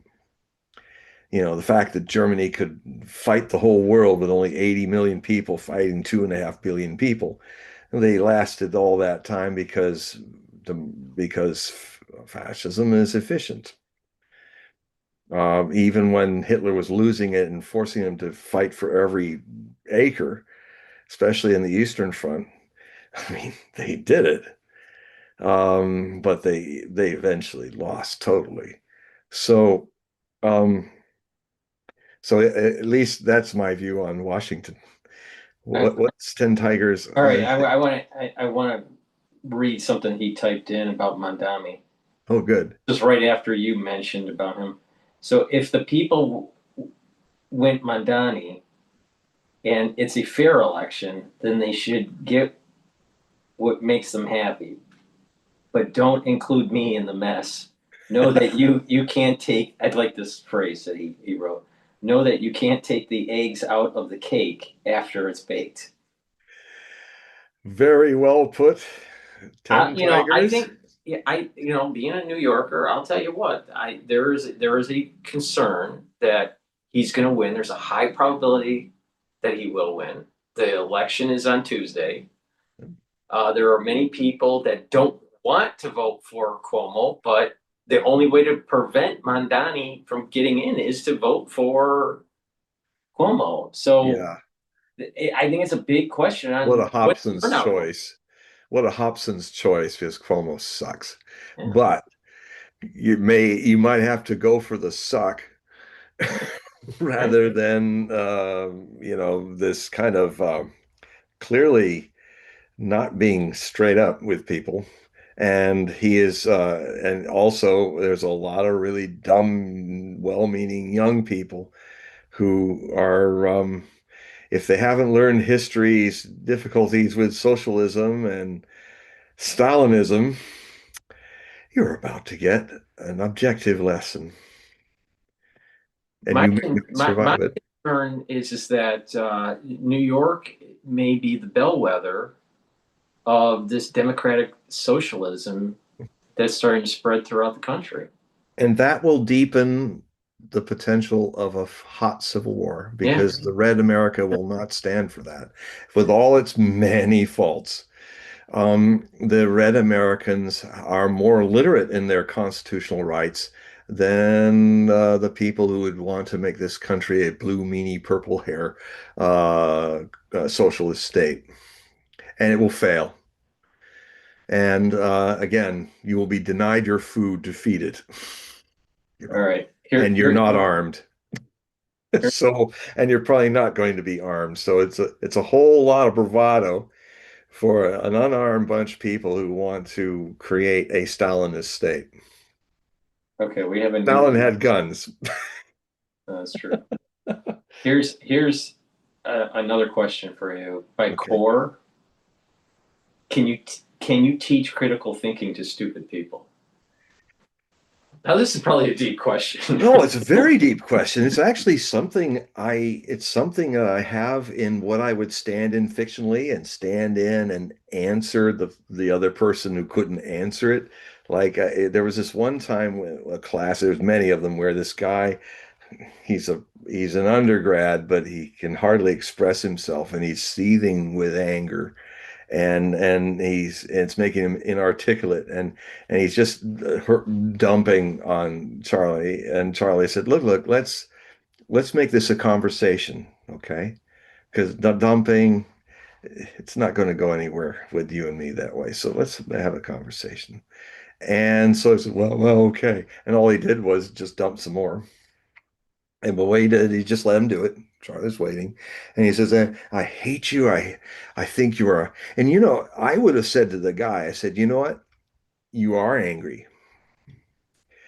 And you need to express it. You need to get it out so that it can turn into compassion. Because anger, if you accept it, compassion with it, let it come out, but never in public. Dump your demons out in your private space, clean your energy. And then, I mean, Osho used to say, the problem with sannyasins, the disciples, he says, they just misunderstand me. They say, they just immediately get triggered and then they yell at the other person and then they say, well, I'm getting my stuff out. I said, what, you expecting, Osho said, do you expect that your friend is going to act like a Buddha and take all this abuse and not abuse back? So, so he was always about, you have to express your anger and if more people did privately or through meditations, it would clear it out. And then you can think more straight because your energy is not lost in the poison of anger. So it's absolutely right that you're angry, that you really so angry you can't even talk to Charlie Kirk coherently. So it's because this is not the time to talk. This is for you to take a pillow and put Charlie Kirk's name on a piece of paper on it. And then for 20 minutes, you take another pillow as you're squatting on your knees or something, and you start going boom, boom, boom. This is one of Osho's anger meditation. And so you're beating, and Osho would say, you'll feel silly, because you'll even feel really ridiculous because nothing's coming up. You just keep acting, it will come. I speak from experience. You just keep going, and suddenly it's like, and it clears you. It clears you. And then you can think better. So anger is okay. Just don't dump on people because then you're going to trigger their anger and it'll lead to blows. But if you have an issue with someone, This happened in the commune a lot. Osho used to say, do what they have to say if they're overseeing you. Go deal with your anger later, and when you're calm and cool after a few days, when you can talk about the situation without rage and emotion, then talk about it to the person. So this is something everybody needs to do, from the leaders down to the led. And so what was it? What was the other part of the question again? No, it's just, can you teach critical thinking to stupid people? Yes. Well, no, you can't. But you can teach. You can definitely teach Charlie Kirk, if he unfortunately was not killed. You can teach him something I wanted to teach him after that guy, because what he said is, "Oh, what?" Suddenly Charlie Kirk interrupted and said, "What have I said that's been racist?" And of course, he had no answer. So he felt even more stupid and more angry. And basically, I would have come up. Uh, And, I would have said, well, Charlie, you've just made a new enemy, that kid. You make a lot of friends, but you make as many enemies. And you kind of remind me of what my favorite quote of Einstein about human nature. He said, the difference between mediocrity and genius is genius knows its limits. So here I see you talking to mediocrities, fools, people who can't communicate. And you're kind of, hey, that's easy. That's not a challenge. You going after mediocrities and putting them down is basically you being a fifth grader going after kindergartens. It's not really, and so I'm wondering, Charlie, if you're a person of um, you see yourself as a person of genius, because you are. What you're doing is a lot of things that you've started a whole movement. There's something there. But what's the limits of your genius when you're constantly using it to easily dismantle people who predictably can't be in your league of communication or stuff? And what is the limit of your genius when one day that kid comes back? And he doesn't come back with his words. He comes back with a gun.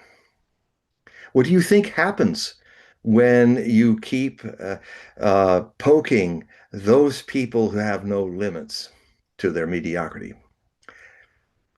What kind of genius are you if you're destroyed in that? So that's one of the things I would have, if I had a chance, and I have in of a lot of these issues with which Well, I I think I think when it comes to religious movements, they usually target people that are young, not older, yeah. because they're more malleable, right? Well, there's They have also more time. Plus, they have more time on this earth. well, and then the other Through new thing. indoctrination. Well, unfortunately, there's another side to that. What happened to Socrates was because young people are attracted to gurus and teachers, real ones. Young people came to Buddha, young people came to Christ, young people came to Moses, and so the young are fresh and open. That's that side, rather than malleable and manipulated. That's the other side. But uh, the Socratic, because the sophists couldn't argue with Socrates because he very kindly but kind of point out in a question and answer, between the partner and the interlocutor, are going, and because they were big egos, because sophism is where, unfortunately, Charlie was more a sophist than a Socrates. His sophistry would be, I am, I'm trying to convince you that my idea is right. I'm not here to have a dialogue to see if the idea is right or wrong. I know that I'm right. And then I will use the force of my will to propagate using philosophical techniques to convince you. Basically, the sophist is a propagandist. Is not somebody seeking the truth. You can't be a faith-based person and act like you know. I'd be happy to debate any faith-based person on that matter. Because it's just you cannot make belief a qualified ignorance suddenly knowing. You can only know something from experience or know that you do not know. And the difference between the sophists, where it was Socrates famously would say in the opening of any debate, I know one thing, that I know nothing. Well, just A take it from, sophist would never say that. yeah, but just take it from this perspective. If theoretically someone or a group of people knew everything, there would be no faith. There would be no Well, faith because everything would be known. well, The whole yes. idea of faith is realizing there is the potentiality of this unknown thing, whatever it is, and having some sort of belief system that if certain things are followed, that you get to somewhere. I'm trying to say this in a generic way, Hmm. Hmm. for just Yeah. for discussion. But the Yeah. thing is that if theoretically all is known, then there is no need for faith. The whole point of faith is dealing with the unknown. Well, is reconciling the unknown with a rationalization. I mean, here's the problem. Um, I like to use the metaphor of waves on the surface of the ocean are constantly comparing. They're believing, they're following certain religions, they're against certain religions, they're splashing about. But at no point do any of the waves understand that the source, which they might call God, which they might call the source that is the source of knowing that creates all these things, is not the surface source of the shape of waves who are trapped in believing. That believing is the process is to remember the source in you, the source which is the ocean that you can't see in a world of splashing waves because it's all the surface of it. And the point is that when you look in as a wave and realize you are not just a shape, but you are the ocean, then immediately you're experiencing a unanimity with all illusory forms of ocean that are not inwardly seeing that the shape is transitory. The wave rises and falls, but the ocean is eternal. And so it is the known is that. The belief is one of the ways in the steps of the search from the alone to the alone, as Plotinus would say, is to the there will be faith. It's part of the process, but it's not the end. And the biggest problem is that everything that is ego based, that we come in with this oneness of oceanicness, and this it's often considered, you can see it and recognize it from innocence. It's innocence, and the society, well-meaning but unconscious to that innocence because they've lost it. Even the parents have lost it for the most part. They love you, but they want to make sure that you can adapt into this world that is identified with the shape of waves. Because you're not going to make it in this world. You won't. And so what then happens is, even in the search for truth, everybody tries to seek the Buddha or seek God. And because the ego, the temporary body mind shape set that we are, a is out oriented. It is into identity. And to be an I separate from everybody else means you forget the oceanic that you are. You now are lost in searching in the waves for something you always are. You've never been anything but. It is it is the most ordinary thing to have this enlightenment wake up in you because it's you are ordinarily the ocean. And so there then comes a very interesting twilight zone, a meeting where a master and the master who has remembered he is the ocean, will try to use language of the wave shape to create situations and to hint upon something that makes you, some people, uh, realize that you can't find what you're seeking outside of yourself. You are the thing you're seeking. You have never been other than godliness. Not a God persona. That's one of the mistakes. People seek a God as a personality, an imaginary friend for adults. And and it is not that way. You are, have always been the divine. Even the devil is Dev, the divine. That is the hypothesis. It's not to be believed. It's not to be disbelieved. That's a trap.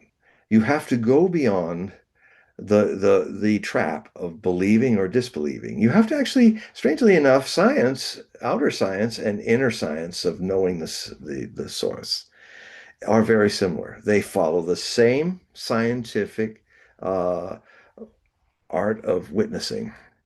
You have a hypothesis. Is everything I'm seeking outside, which I can never seem to find, is that because I somehow, unaware of it, am the thing I'm seeking? And uh, and all these forms that are constantly changing, living and dying, is one nature of a world of waves, movements in consciousness. But the ocean, but how do I then?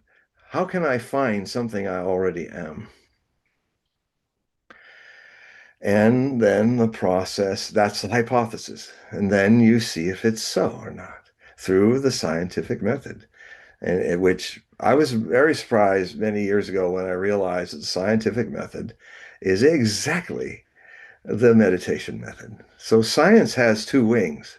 And in the Aquarian age, it will flourish greatly when the science of phenomenal search is balanced by subjective. Then science will fly. And it won't make things that destroy things. It will see the point that artificial idiocy is that the living organic being must always be the master in any situation relationship with its machines. I mean, I love Data. I love that character, but Data only works because Data is played by a human being. Try to create a Data that is completely soulless, and it will act really well. It will do really well. It's like a lot of this artificial intelligence that are actually making like somebody could make a facsimile of me as artificial intelligence making these statements. But if you have an inner eye, you'll know it's fake, even if it, because really you could also say, as Buddha once said when he saw face to face in his final enlightened, he said, he called this kind of demonic thing that was there, the architect of ego. And he simply witnessed it and then disappeared. Hmm. So and became back into the whole. Now, when that's happened, you can enjoy or you can be in this world of change. We are but visitors that have never been born and never died. It only appears that we live and die. But this is the godliness. And anyway, that is my experience. I can't it, experience any words are not going, the fragments of words cannot embrace and tell you the whole. They can only hint. All right. All right. Well, we're at that time, John. Let me remind the But is rebuttal? Did we ever get to 10 Tigers first rebuttal? Well, I mean, we kind of covered it. Mhm. We've been talking. Okay. But yeah, I mean, I appreciate everybody typing in their questions. We like an interactive audience when we do these shows, and we do these shows usually every 2 weeks. But to remind the audience, in the description of this video and all the videos I do with John, there's a link there that will take you to his website.